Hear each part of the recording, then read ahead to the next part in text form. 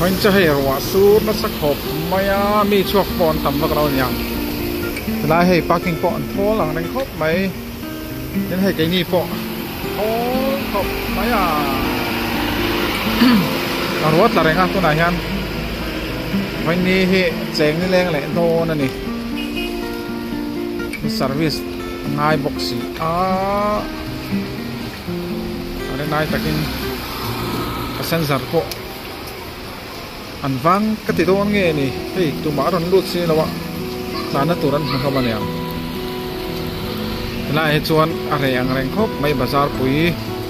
por house pay atanga bazar pui lu thana khani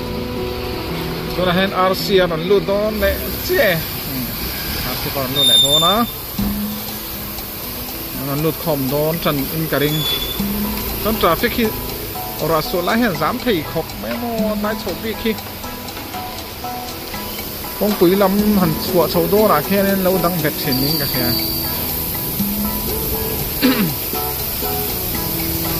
xoan hẳn tầm hồn lất tụ ê bóng lộc pha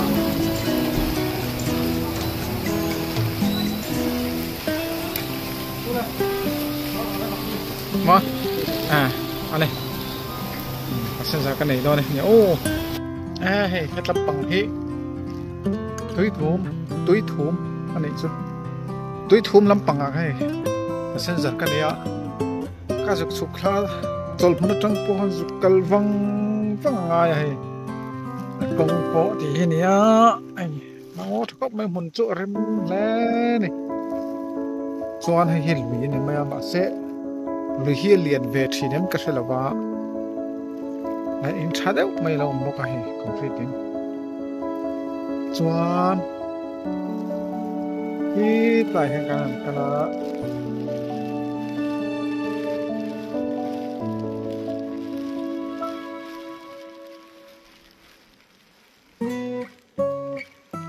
mồm tê hi đến ai chắc đến sao để nó hấp mãi mà sẽ nếu bây giờ luôn về độ rất đồn này dục hai về độ khu tay khu phút sao tù nữa cái này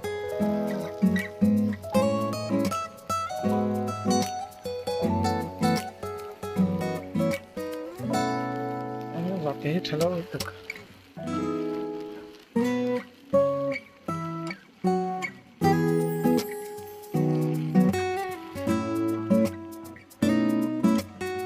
thế nào ê thầy xuống nó sân đấy này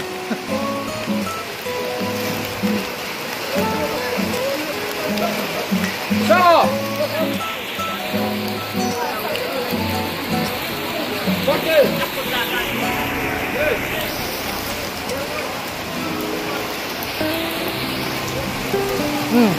rồi số lại bọn anh xây thế đâu he ta nó tụi nó cho vang đâu nhỉ ê từ lắm bằng hi kan thi queen nó trên tên này quá hoài mấy ê khai à nó van đi về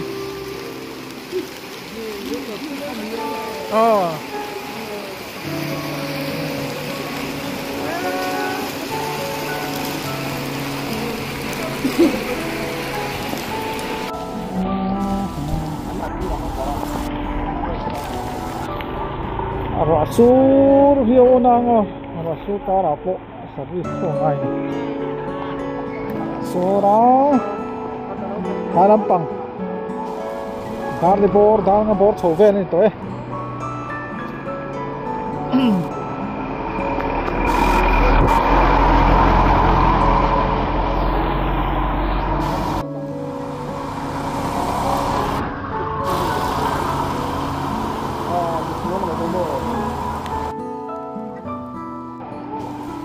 dar